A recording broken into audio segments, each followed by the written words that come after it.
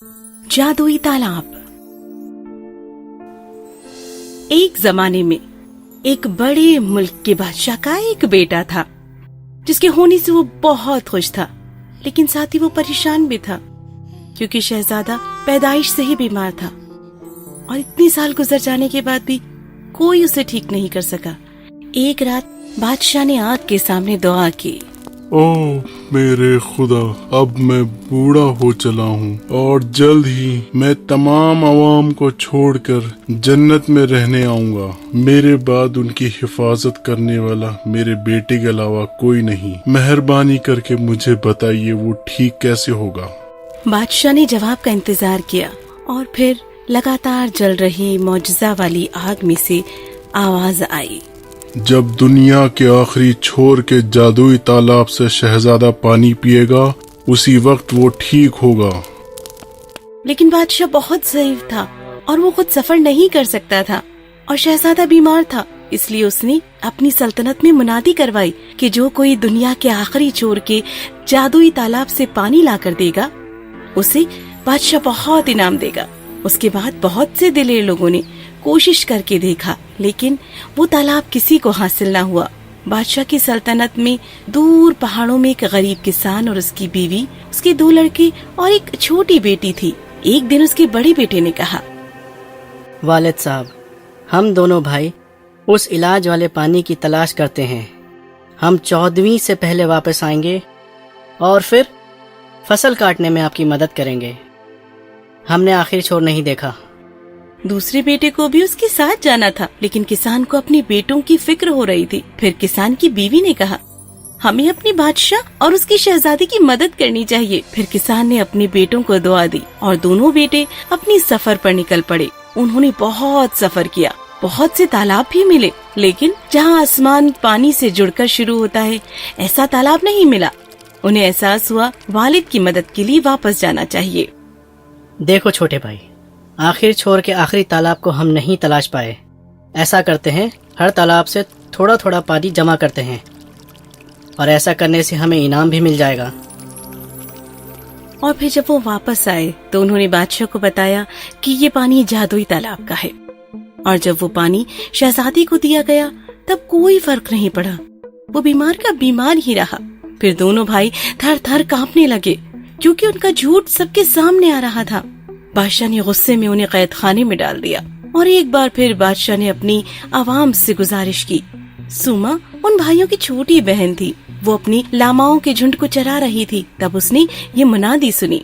वो उसी वक्त लामाओं के झुंड को लेकर घर गई और अपने वालिदैन से उसने गुजारिश की कि अब उसे जाने दिया जाए। अभी तुम बहुत छोटी हो मेरी बच्ची, और देखो तुम्हारे भाइयों के साथ क्या हुआ। हम हमारी लाडली सुमा के बगैर नहीं रह सकते। लेकिन जरा सोचिए, अगर शहजादे गुजर गए तो बादशाह कैसा महसूस करेंगे, और अगर मुझे वो तालाब मिला तो शायद बादशाह मेरे भाइयों को माफ कर दें। अजी, शायद खुदा की यही मर्जी है। और फिर उन्होंने उसे दुआ दी। फिर वो दिलेर सुमा अपने पसंदीदा पालतू लामा के साथ अपनी मंजिल की जानिब चल पड़ी। साथ में उसने कुछ मकई के दाने और पानी लिया। रात में वो पेड़ की सबसे ऊंची टहनी पर जाकर सो गई। सुबह पास ही टहनी पर आराम कर रहे चहचहाने वाले पंछियों की आवाजों से उसकी नींद खुली। वो उसी के बारे में बात कर रहे थे कि कल कैसे उसके पास की मकई के दाने उसे दिए और कैसे उसे कभी भी वो जादुई तालाब नहीं मिलने वाला। चलो उसकी मदद करें। मेहरबानी कर मेरी मदद कीजिए, तुम एक अच्छी लड़की हो, इसीलिए हम तुम्हारी मदद जरूर करेंगे। हम में से हर एक तुम्हें हमारा एक खास पर देगा। उन्हें तुम एक पंखे की तरह हाथ में पकड़ो, वो पंखा तुम्हें जादुई ताकत देगा और तुम्हें जहाँ चाहिए वहाँ पल भर में पहुँचा देगा और तुम्हें हर मुसीबत से बचाएगा। हर एक पंछी ने बड़े ध्यान से उसे खास पर दिया। सुमा ने उनसे एक पंखा बनाया और उन्हें लामा के ऊन से बने धागों से बांध दिया। बूढ़े पंछी ने कहा, 3 खतरनाक जानवर उस जादुई तालाब की हिफाजत करते हैं, उनसे डरने की कोई जरूरत नहीं, बस पंखा उठाकर गाना गाना। डरना नहीं है वहाँ, फरिश्ते हैं जहाँ। सुमा ने बड़े प्यार से पंछियों का शुक्रिया अदा किया और उसने पंखों को हाथ में लेकर कहा, हमें दुनिया के आखिरी छोर वाले जादुई तालाब के पास ले चलो। फौरन ही एक हवा का झोंका आया और उन्हें उठाकर पहाड़ों के पार ले जाने लगा। वो बर्फ से ढकी हुई चोटियां थीं। आखिर में हवा ने उन्हें आसमान से जुड़े तालाब के पास लाकर छोड़ दिया। वो दौड़कर तालाब के पास पहुंची।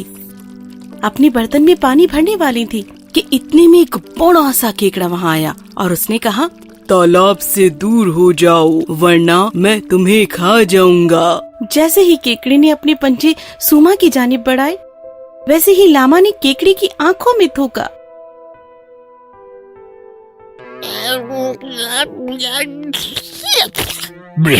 छी, तुम गंदे जानवर हो।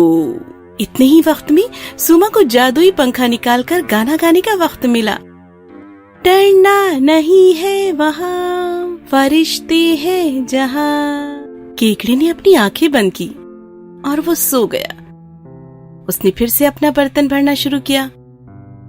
तभी पानी से एक आवाज आई, दूर हो जाओ मेरे तालाब से वरना मैं तुम्हें खा जाऊंगी।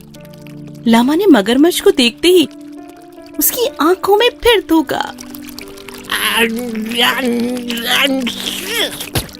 ओफो, या खुदा, क्या बेवकूफी है ये। सुमा ने झट से पंखा उठाया और गाना गाया। तभी वो मगरमच्छ गहरे पानी में चला गया। सुमा अब डर से बाहर निकलने ही वाली थी कि इतने में ही उसे सीटी की तरह चुभती हुई आवाज सुनाई दी, दूर हो जाओ तुम्हारे लामा को लेकर इस तालाब से वरना मेरा जहर तुम दोनों की जान ले लेगा। सुमा ने ऊपर देखा तो उड़ने वाला सांप दिखा। उसके बाद सांप ने अपना जहर सुमा की जानिब फेंका, लेकिन उसी वक्त लामा ने भी हवा में थूक फेंका।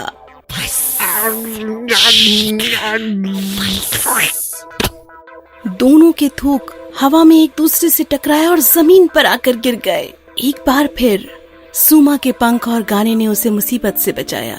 सांप जमीन पर आकर गिर गया।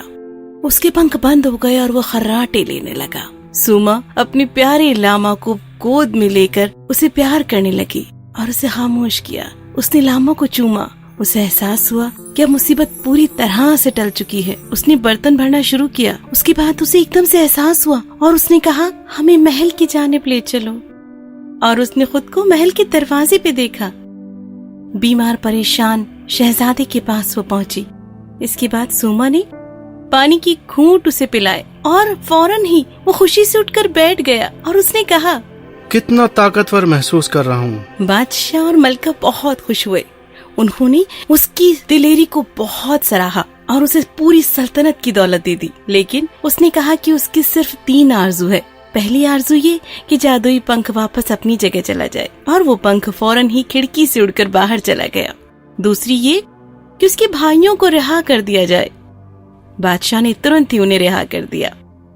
और आखिरी ख्वाहिश ये कि बहुत बड़ा खेत जिसमें बहुत से लामा के झुंड हों उसके माँ बाप के लिए। ऐसा ही होगा।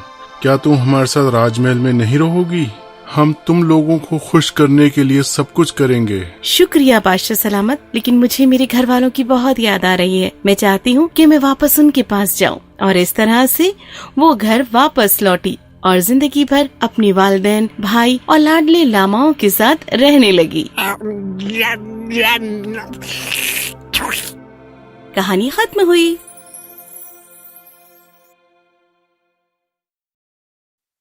If you enjoyed this story, please like and subscribe our channel and press the bell icon to get future updates. And don't forget to comment.